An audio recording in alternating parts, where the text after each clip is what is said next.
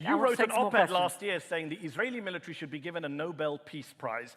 A military that killed 6 kids lining up for water yesterday, killed 9 kids lining up for nutritional supplements last Thursday. A military that's being investigated at the ICJ for genocide and at the ICC for war crimes. So it's a bit rich for you to lecture anyone else on human rights or war crimes when you're supporting a genocide in Gaza.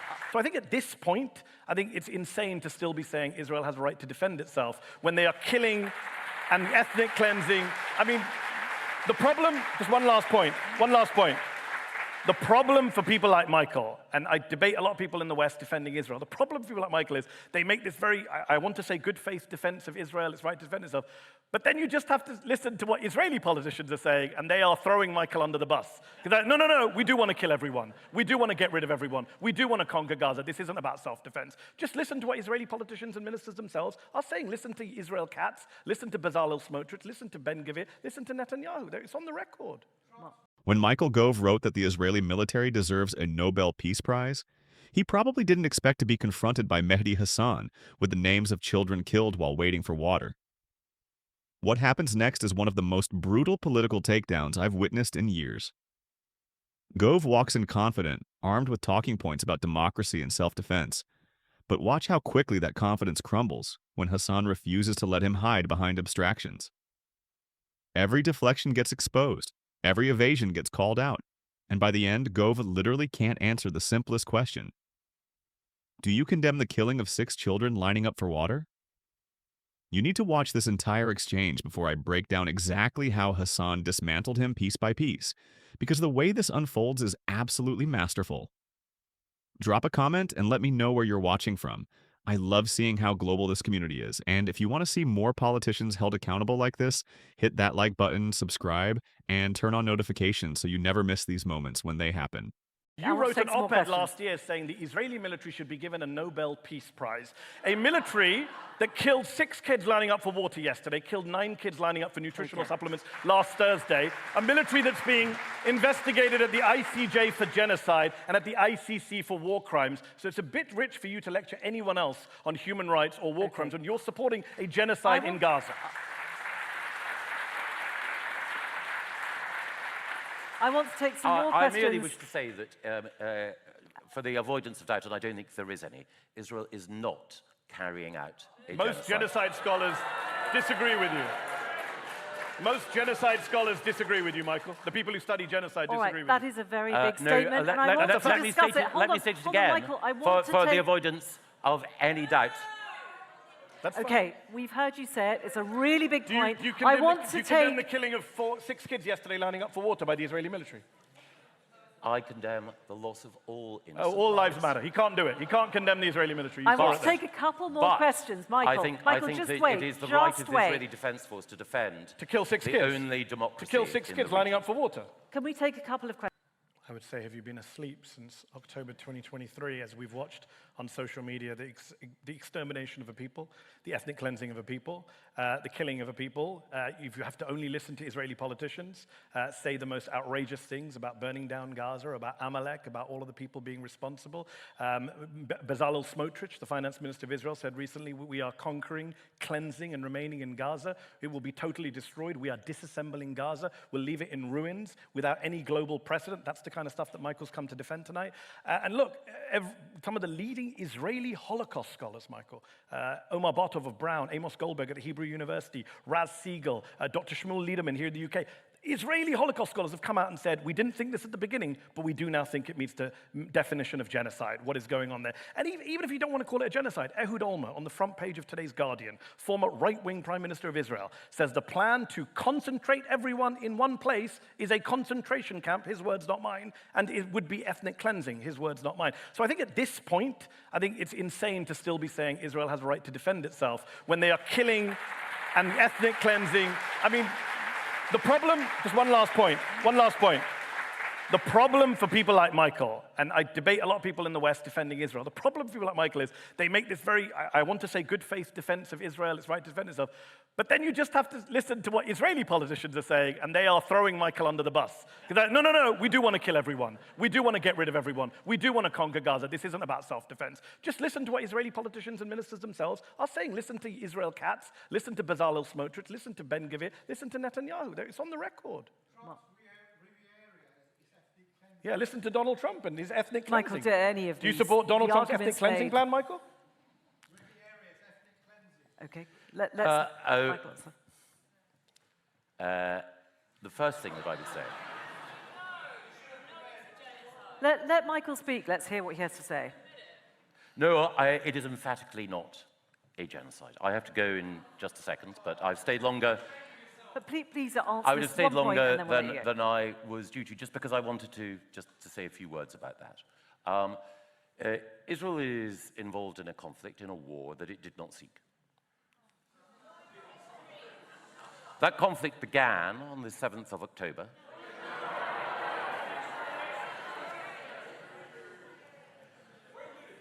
When Hamas unleashed an attack on young people who were celebrating at a music festival.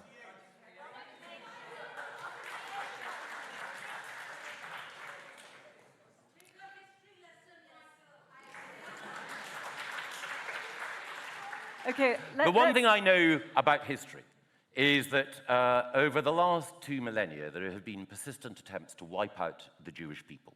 Those persistent attempts have been relativized, those persistent attempts have been overlooked, those persistent attempts have been justified at different times. And now what we have is a country, the only democracy in the Middle East, one in which human rights, the rule of law, Michael, you're a smart and the guy. rights, You're and a the smart rights, guy. Why can't Mehdi, you- I chose not to interrupt while you were You've been outlining interrupted a few times. your case. And a belief that every life is precious is defended. What about the kids killed yesterday? And What about all the kids being it is killed, a Mike? country, Come on, engage with the it is a facts. country which all of its neighbors at different times have tried to crush and destroy. But the spirit of the Jewish people and the example of Israel But Michael, genuine question. What about the kids who are will being killed in not Gaza? Do you defend that or be not? crushed either by the views of people in this room or the malevolence of those who directed that assault. All I can say is, Am Yisrael Chai, Israel lives, and I celebrate that fact. And the fact that Donald Trump, for all of his faults, is on Israel's side, is, in my view, despite the many black marks against him, a point in his favor. Now, there is a black mark against me, which is that I must leave, and I must hand over to a more eloquent spectator contributor than I, Freddie Gray. Freddie doesn't share all of my views, so however angry you are with the views that I've expressed, please don't take them out on Freddie. He's a much more moderate and thoughtful person than I am. But the one thing that I'm very glad that Parallax have allowed me to do today is not just to reflect on the complexity, the moral complexity of foreign affairs, but also to say that the one moral position that I'm proud to take in foreign affairs is my support for the State of Israel. Thank you. Michael Gove, thank you very I could sit and bat away everything Michael just said about the history of Israel and only democracy in the Middle East nonsense, but it's all really irrelevant. You'll notice, everyone here notices, everyone watching at home, that he would not engage with the specific war crimes that Israel is committing. When UNICEF and Médecins Sans Frontières and UN and everyone's coming out saying, this is bad, they are killing kids, they are attacking aid workers, to not be able to engage with those specifics. I don't care if you're pro-Israel, pro-Palestine, white, black, blue, I don't care what your politics are. Surely we can all agree that killing kids lining up for water or nutritional supplements is wrong, should be stopped, is a war crime, and is evidence that Trump is not making a safer world for Palestinians. Okay. That is my argument tonight. Mehdi Hassan's confrontation with Michael Gove isn't just a debate. It's a masterclass in exposing the hollowness of political rhetoric when it collides with moral accountability. From the opening salvo, Hassan forces Gove into a corner he never manages to escape, systematically dismantling every evasion, every deflection, every attempt to hide behind abstract principles instead of confronting concrete atrocities. The exchange begins with Hassan citing something almost obscene in its audacity. Gove wrote an op-ed suggesting the Israeli military deserves a Nobel Peace Prize. Let that sink in for a moment.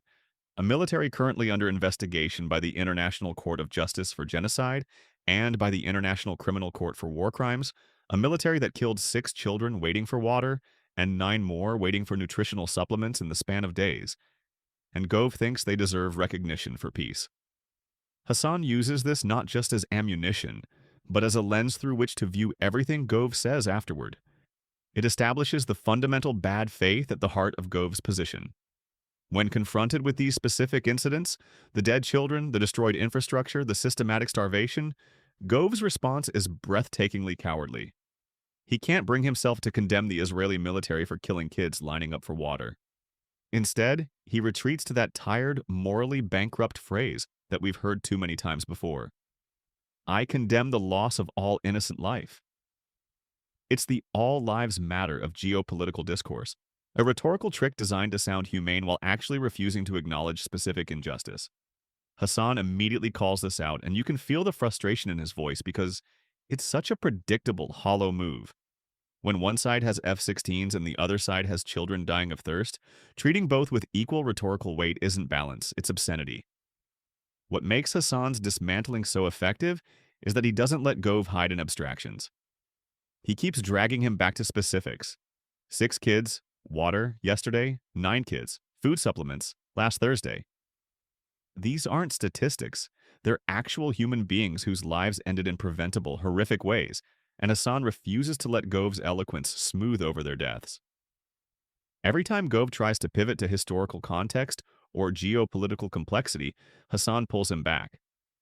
What about these children? Do you condemn this? It's simple, devastating, and completely unanswerable within Gove's framework. Hassan then escalates by citing Israeli sources themselves. This is crucial because it removes any accusation of bias. He quotes Bezalel Smotrich, Israel's finance minister, talking about conquering, cleansing, and leaving Gaza in ruins without global precedent. He mentions leading Israeli Holocaust scholars, people like Omar Bartov, Amos Goldberg, and Raz Siegel, who have come forward saying they initially didn't think it was genocide but now believe it meets the definition. He cites Ehud Barak, a former right-wing prime minister of Israel, calling the concentration of Gaza's population a concentration camp, and warning of ethnic cleansing. These aren't anti-Israel activists or Hamas propagandists. These are Israelis, including Holocaust scholars, who understand genocide intimately, and they're sounding alarm bells that Gove simply refuses to hear. This is where Gove's position becomes completely untenable. Hassan points out the fundamental problem with defenders of Israeli actions in the West. They craft these elaborate, supposedly good faith arguments about Israel's right to self-defense. But then Israeli politicians themselves openly contradict that narrative. They're not talking about proportionate response or surgical strikes. They're explicitly stating intentions to conquer, cleanse, and destroy.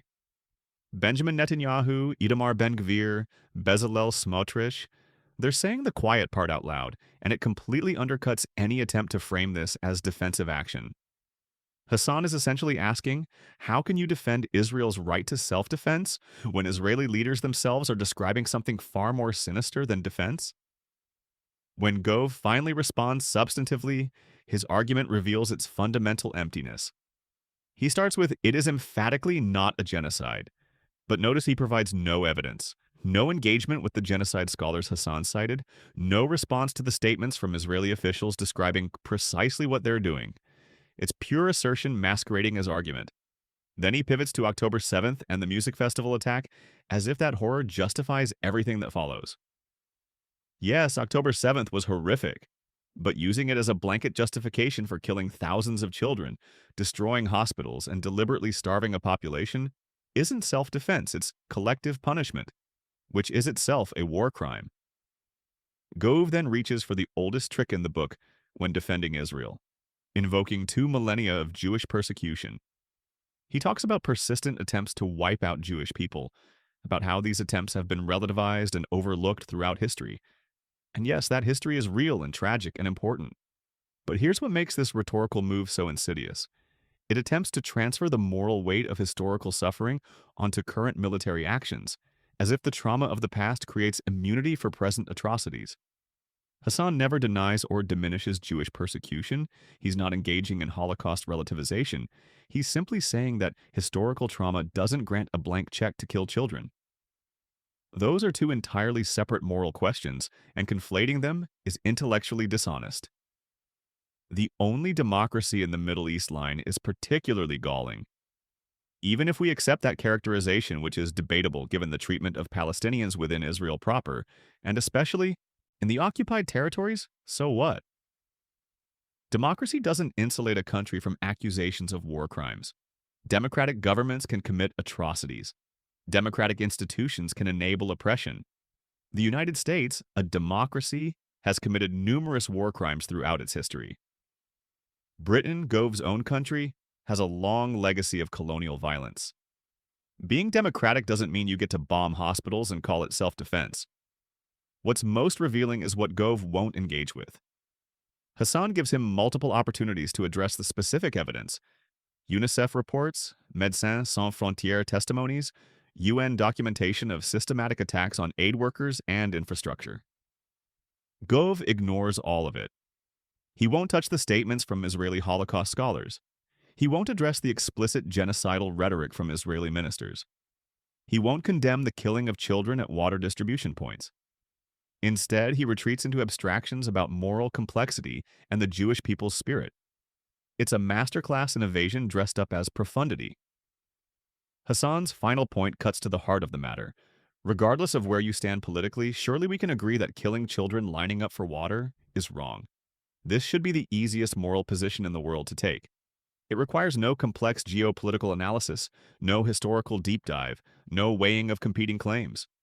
Children dying of thirst because their water infrastructure was bombed is unambiguously wrong. The fact that Gove can't bring himself to clearly state this, the fact that he has to dilute it into all loss of innocent life platitudes, reveals the moral bankruptcy of his entire position. Throughout the exchange, you can see Gove becoming increasingly uncomfortable, trying to leave multiple times, claiming he stayed longer than planned. It's the body language of someone who knows they're on indefensible ground. Hassan isn't being unfair or engaging in gotcha journalism. He's simply asking direct questions about specific incidents and demanding answers that match the moral weight of what's happening. The fact that this feels like demolition says everything about how fragile these pro-Israel at any cost positions actually are. The tragedy is that this pattern repeats constantly in Western discourse about Palestine. Sophisticated, eloquent people like Gove construct elaborate defenses of Israeli actions, wrapping violence in the language of security and history and democracy. And it works because most interviewers don't push back hard enough. They let the abstractions stand unchallenged. Hassan refuses to play that game, and watching it unfold shows just how essential that refusal is. Without someone willing to say, no, answer the question about the dead children, these evasions become accepted wisdom. What Hassan demonstrates is that you don't need complex arguments to expose the emptiness of these positions. You just need to insist on moral, consistency, and factual honesty. You need to refuse to let historical trauma be weaponized to justify present atrocities. You need to treat Palestinian children as human beings whose deaths demand the same outrage as any other children's deaths. When you do that, when you strip away the rhetorical flourishes and force engagement with actual reality, positions like Gove's collapse under their own weight. They have to, because you can't construct a coherent moral argument for killing children queuing for water. You just can't, no matter how many words you use or how eloquently you deploy them.